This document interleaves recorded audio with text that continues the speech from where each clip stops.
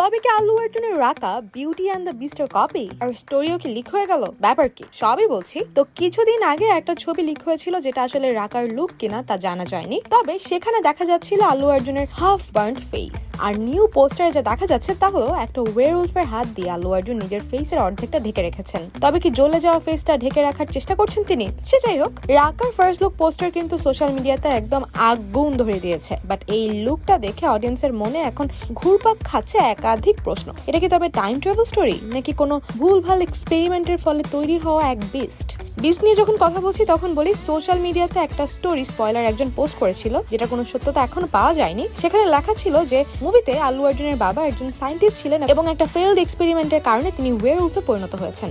আবার মুভির title release হওয়ার আগে যে পোস্টারটা এসেছিল সেখানেও কিন্তু একটা ওয়্যারউলফের হাত দেখা গিয়েছিল।